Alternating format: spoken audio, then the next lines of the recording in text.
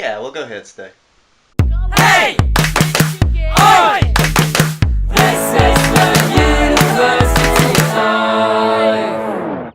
Hello, welcome to University Life, the ultimate student's travel guide. My name is Lewis, and this video, whether you're about to start uni or whether you're like 1 year or even 2 years in, this video is going to help you decide whether the course you're doing is right for you. So I've changed room for this video. I just thought it might be better for the sound. I'm not too sure, but hopefully it's better because, you know, I've noticed you can hear cars in the background of my usual videos, so I'm going to try it here and hopefully it's all good. So when you're in sixth form or college, there's a lot of talk about uni. A lot of people will have their very strong opinions, especially the teachers or your parents. And you know, one common thing is, oh, you have to go to uni, you have to get a degree if you want a good job, and that's absolute bollocks. Like, don't listen to that. People have it in their head, it's like, oh, I go to uni, or if I don't want to go to uni, I do an apprenticeship instead, and that's not the right way to think about it. You should think about the career that you want to do, and then see which path is the best for you, because it'll either be apprenticeship or it'll be uni. So with that being said, this video is all about you trying to find your destiny in life, and as a result, you'll know if the choice you've made is the right one.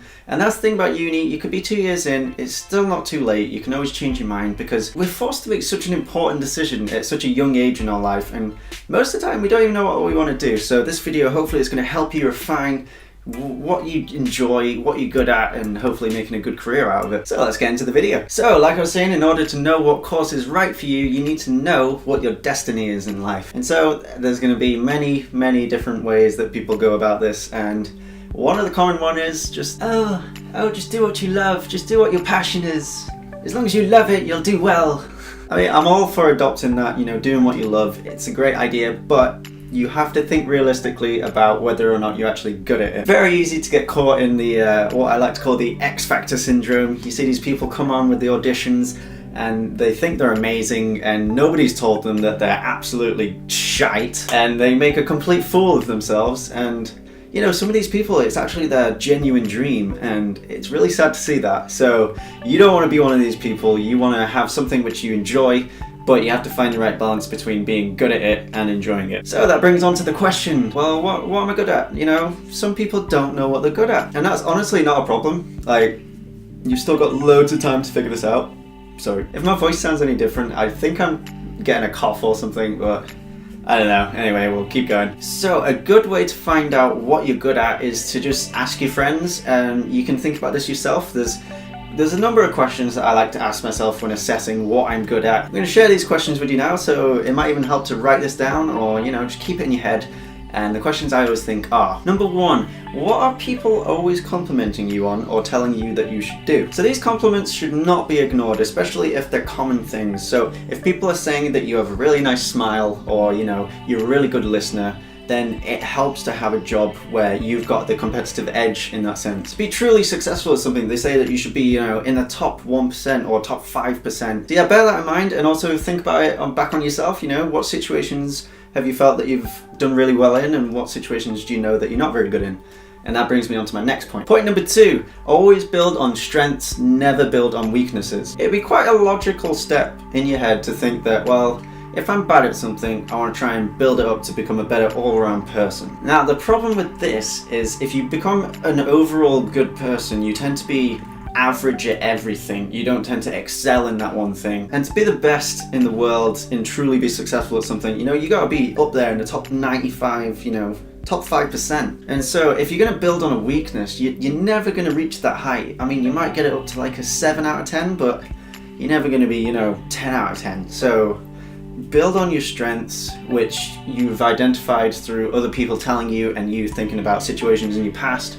Once you know something that you're a good solid 8 or 9 out of 10 out of, or just the highest out of everything else, that's what you should solely focus on. I mean, if you think about a circle and every little arrow pointing off that circle represents a skill that you're good at, and the length of the arrow represents your ability. So if you're really good at something, you can have a long arrow, and if you're not too good at something, you'll have a short arrow. It's better to have one big arrow than to have a bunch of little arrows that don't really get you anywhere. So with that in mind, it's good to build on strengths, because you know that you're going to be really good and excel in that one thing. I've read in a lot of places that, you know, the maximum amount of industries you're ever going to want to be in is 2, maybe even 3.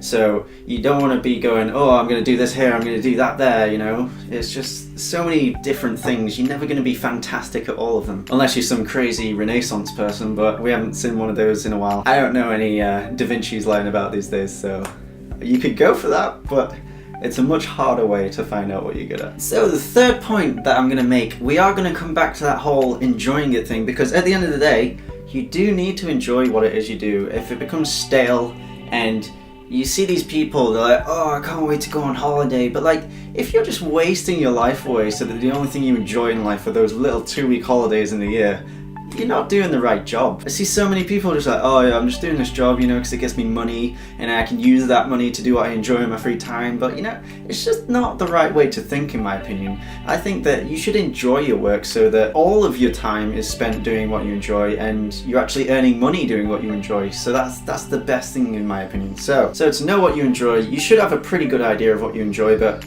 the biggest question that I always ask, and it's the easiest way to find out what your passion is, what could you talk about for hours? If you had the right person with you who was interested in the same thing, like what is that thing? So let's say you're on a Saturday night, you're with your friends, and they like the same thing as you. What is that one thing you're going to talk about for hours? And you know, you'll probably find out there is that one thing. So I don't know, for you it might be football, or it might be gaming, you know. It's just, you know, you can make a career out of it. It just might not be the exact career you thought of. So if we put all these things into one example now, so let's go with the football idea. A lot of people, they want to be a footballer, but you know, they know that it's just such a risky job. They don't think they're capable of reaching that 10 out of 10, you know, to be the best in the world. But you know, they do have a passion for football. But after speaking to your friends, they're like, oh, you've got such good knowledge about it, and you know, you're a pretty good salesperson. If you put those together, then you know, you like football, you're good at sales, maybe work in a shop selling footballs or football shirts, or work for, you know, a football company, maybe not as a footballer, but you know, something else. And so yeah, that's kind of the way I think about it. So you know, you've got a lot to work with there. You should be able to find out what your destiny is, and once you've found out exactly what it is, you've got it nailed down to just a single sentence. I always like to say it's like the elevator pitch. So you've stepped in an elevator with someone, and that's going to, I don't know, 3 floors, 30 seconds. Can you describe exactly what it is you want to do in that little 30 seconds period? I like to say try and cut it down to as few words as possible, so maybe even 5 words. If you can do that, you've definitely nailed what it is you want to do in life, and you know that you're enjoying it, and you know that you're good at it, and at that point, that's when you can really excel and do some research into that area. Then you can find out if a uni degree is the best thing for you, or an apprenticeship, because you know, one might help better than the other. You know, you don't have to go to uni, it's whatever gives you the stepping stone to get into that career. So I guess with that being said, hopefully this has helped you and you know what it is you want to do. I hope that you excel in whatever it is you figured out that you want to do, and if this video has helped you find that, you know, give it a like, let me know you enjoyed it and you appreciate it. You know, put some comments in the description, you know, let me know what it is that you figured out exactly what it is you want to do, and you know, best of luck with it. And if you do, subscribe, join the union, and I can't forget, this is a big deal. You know what it is you want to do in life. You've found the path, and now it's just, you know, plain sailing from here on out. So that's got to be worth like 150 life points. And with that being said, I guess I'll see you in the next video. So yeah,